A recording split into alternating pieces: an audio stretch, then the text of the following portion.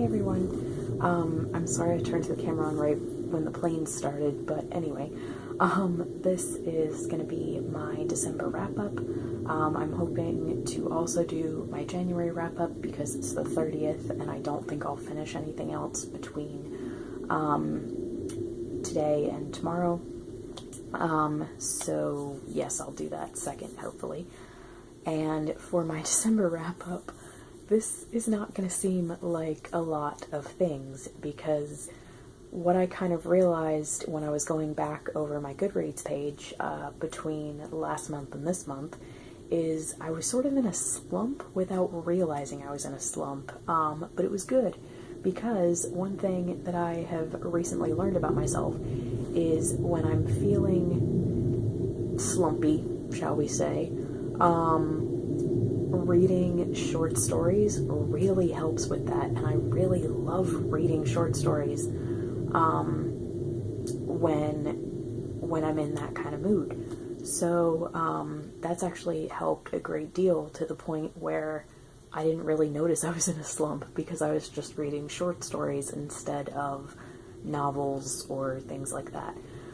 So in the month of December, I ended up reading like 7 or 8 short stories, a novella that was a reread. I started a novella and then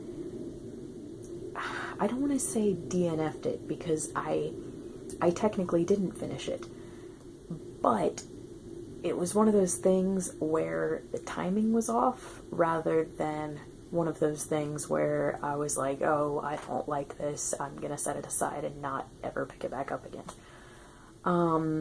And then, what else? I started 2 or 3 things that I ended up finishing in January.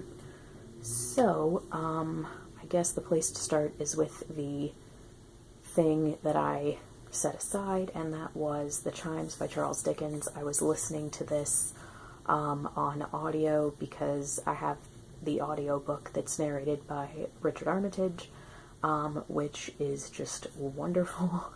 But what I did with this, it was so stupid. I started it in the midst of all my Christmas reading. Oh, and I should apologize for kind of half whispering. It's because my mom is downstairs sleeping. But I started this in the midst of all my Christmas reading, and I listened to like 30 minutes of it, and then I realized, wait a second, this is actually a, a New Year's story, not a Christmas story.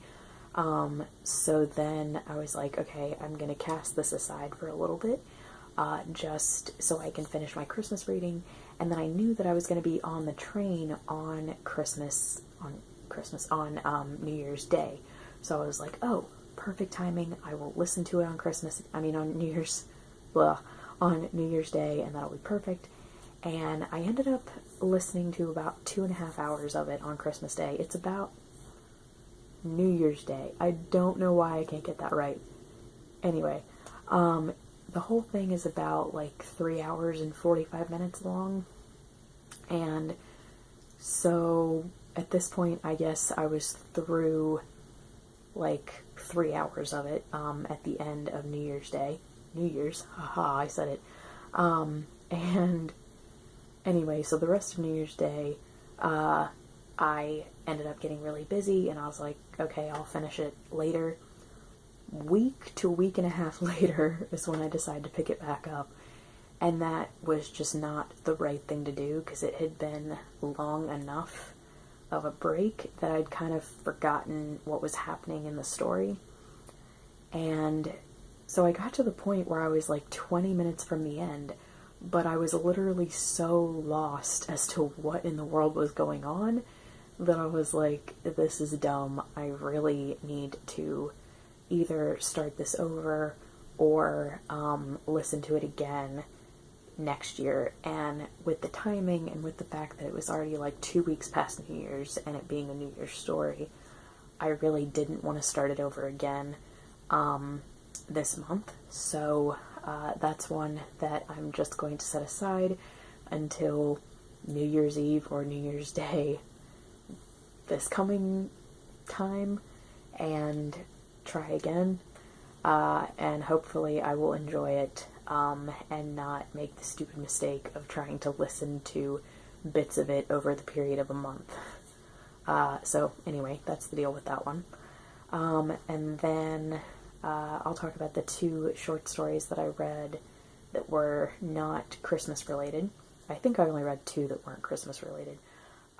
They were both Poirot short stories, and these were Poirot's that I was supposed to read in between some of the novels, and just it completely slipped my mind. I think they come between 13 at Dinner and Peril at End House, and I can't remember which is which as far as what comes before the short stories and what comes after the short stories. But anyway, they were The Second Gong and Mystery of the Baghdad Chest. And for Mystery of the Baghdad Chest, this is one that I enjoyed, but not nearly as much as Second Gong, and I think it's just because I thought Second Gong was much more clever, I think, because I thought the motive of the murderer in Mystery of the Baghdad Chest was just a little too ridiculous, so I ended up giving that one, I still enjoyed it though, so probably like a 4, 3.5, 4, somewhere in there. And then for Second Gong, I enjoyed that a lot more, so I think I gave that one a 4.5. I always enjoy Poirot short stories. And then I read a lot of Christmas short stories, mostly from This Big Thing, and starting off with a Poirot short story, which is The Adventure of the Christmas Pudding. And I was so excited to find that in this collection because this is so weird, but, and I'm not sure if it's different in the UK, but for the American bind-up of the complete short stories of Hercule Poirot,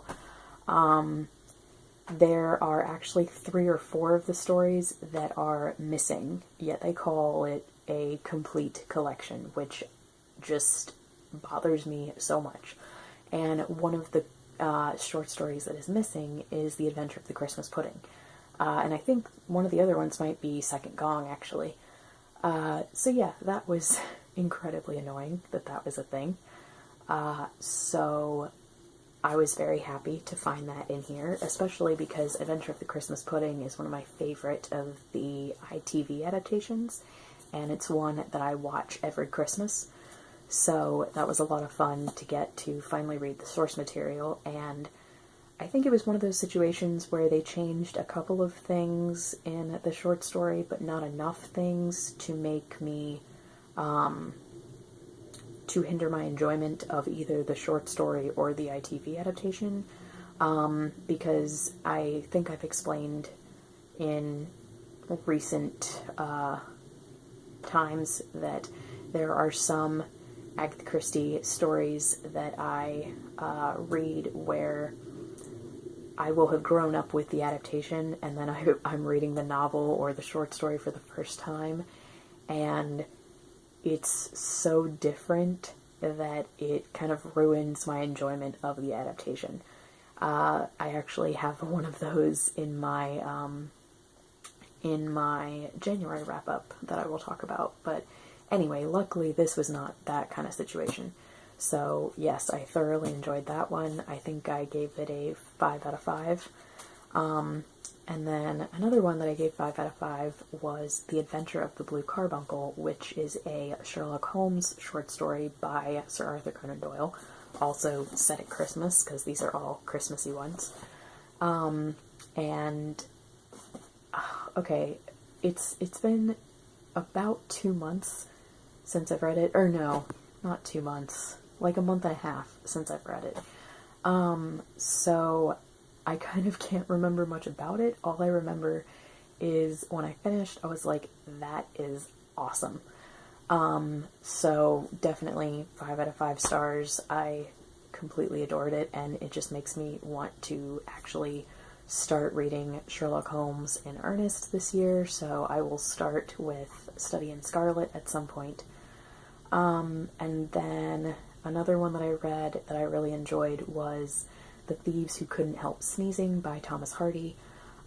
This was really cool because it's one of those stories where I would expect Thomas Hardy to write something Christmassy in his career at some point, but I wasn't really expecting a mystery out of him, and this kind of wasn't really a mystery. Like, the very beginning is a mystery, but then that's kind of quickly solved, and then the rest of it is just continuing to solve the mystery, or like the rest of how the consequences play out, something like that. I don't really know how to explain it, but I thoroughly enjoyed it.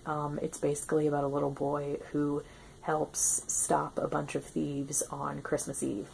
And yeah, so that was a giant 5 out of 5 stars from me. I really loved it. And then, what else? Another one that I read was The Greatest Mystery by, Morse's Greatest Mystery by Colin Dexter. This was a lot of fun just because it's the first time I've ever read the source material of the 2 shows that I completely love, which are Endeavour and Inspector Morse. I saw a couple episodes of Inspector Morse when I was in high school with my grandparents because they both completely adored the show. But then I didn't really get into it that much until I actually saw Endeavour when that premiered on PBS back in like 2012 or 2013.